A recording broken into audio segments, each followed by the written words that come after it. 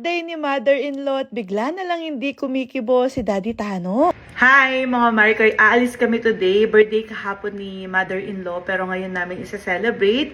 Ayaw niya maganda kaya nagsuggest si Daddy Tano na kumain na lang sa labas. At syempre, gagamit muna ako nitong tinted sunscreen ng Blanc Pro. Para, ayan talaga yung mukha ko kapag walang tinted sunscreen. Pero kapag nilagyan ko ng tinted sunscreen, nakaka-fresh ito. Tapos, naproprotektahan ko pa ang aking balat, ang aking pagmumukha. So, meron akong gift kay mother-in-law. Meron akong surprise na hindi alam ni Daddy Tano. Hindi niya ako tinatanong kung anong ireregalo ko, ganyan. Pero nafe-feel ko na medyo alam mo yun, alam mo yung mga asawa natin yung parang may mga tampo-tampo sila kasi akala niya wala akong gift sa mama niya. Siyempre, mother-in-law ko yun, meron din akong gift. Pinagawan ko siya ng money bouquet. Konti lang yung cash, pero at least, diba, meron akong something para sa kanya. Tapos, kakain pa kami. Magdi-dinner. Late lunch, early dinner kami. Sa isang restaurant sa loob ng hotel. Diba? Ang layo na ng itsura ng mukha ko kanina. Mas fresh na ngayon. Ito lang yung sekreto ko. Tinted sunscreen ng Blanc Pro. Sa aming dalawa ni Daddy Tano, siya talaga yung matampuhin. As in. Minsan, nabubusit na ako kahit hindi naman nakakatampo. Tinatampo niya. Tapos, pagtatanungin mo siya, wala naman. May problema ba? Kasi hindi siya kumikibo. Sasabi niya, wala. Pero, feel mo na may something. So, ayun. Kapag ganun siya, kapag hindi na siya kumikibo, ibig sabihin, may kinakatampo siya. Pa-foundation ako.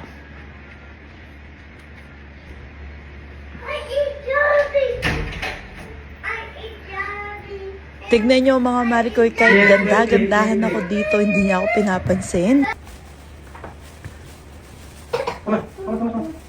Ganun lang ako kadaling mag-ayos at ready na ako pero yung dalawang kasama ko hindi pa sila ready. Nakuha ko na makapagpalit ng damit, ayan, hindi pa sila ready dalawa. Makakaalis ba tayo today?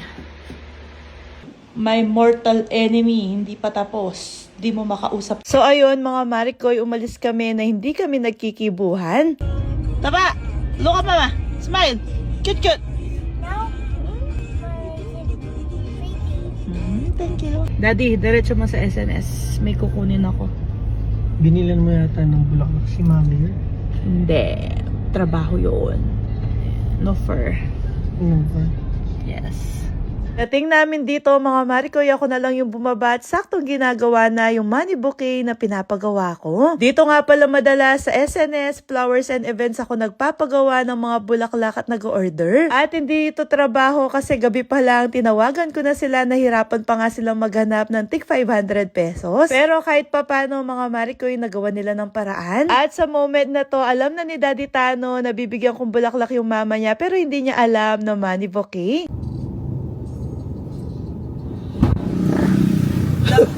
Swell na nga, buti na kaya. Kinarir ko. Hula mo, eh? Lengke. Nakasake, Hindi na ako lengke. There's a money. Menu guys. O, diba mga Marikoy, kanina napakalungkot niya, ngayon napakalaki ng ngiti niya. Pagkasundo nga pala namin kay mother-in-law, nagulat ako sa kulay ng buhok niya. Hindi naman masyadong obvious na birthday niya. Happy birthday to you! What will you say? Happy birthday, Tina. Oh! I did it. Give me! Mayad! Ba? Ano nila? Dada Gian, nila ko smile. Sabi nga nila mga Marikoy, kapag minamahal mo yung mga magulang ng partner mo, mas mamahalin ka niya. Pero laging tandahan na hindi naman nasusukat sa bigay or pera ang pagmamahal. Iba pa rin talaga yung nag-effort ka at naalala mo. I-share ko na nga din pala sa inyo dahil may sariling income ako at may sariling income din si Daddy Tano. Every may ganap or celebration sa side namin, siya yung bahala sa side niya. Ako naman ang bahala sa side ko. Pero syempre, kahit siya yung bahala sa side side niya, iba pa rin yung galing sa akin at nag-effort ako. At ako talaga, sinisigurado ko na every may okasyon, meron ako naaabot sa kanila. Anyway, sarado pa pala yung restaurant kung saan kami kakain, kaya nagstay na muna kami dito sa may coffee shop. He's a boy, okay? What? No, she's a girl. He's a boy. Girl. You're not the guy, he's a boy. Girl. She's a girl. Oh, you fall down. You're not the guy, he's a boy. She's a girl, my love.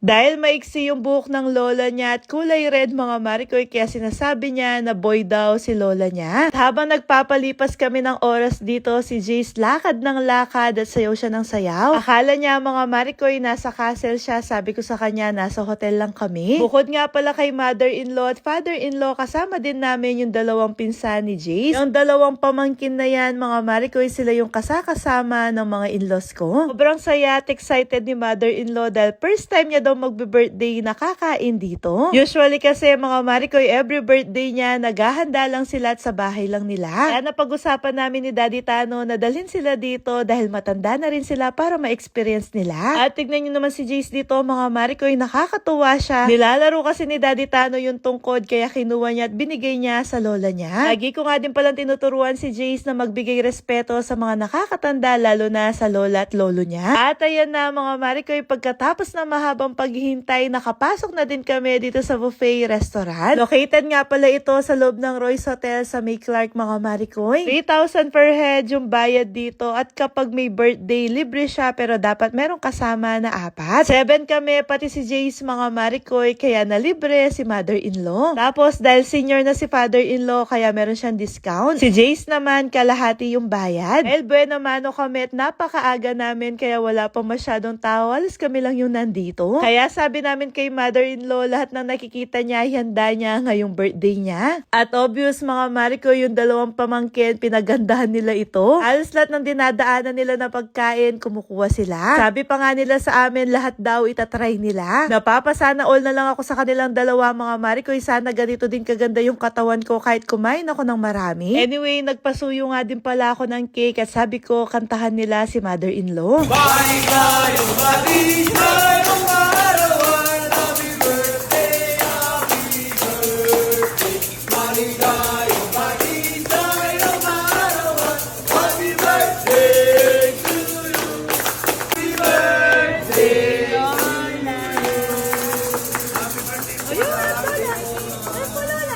Oh, you want to blow? Oh, pretty mo naman. Mother, you're not Dina. Pagkatapos niya, nininginan namin yung bill at akala ko may matay itong si Daddy Tano, charot. Nakayanan naman niya at pagkatapos niya nagbayad, umuwi na kami. Tok, tok, tok, tok, tok, tok, tok, tok.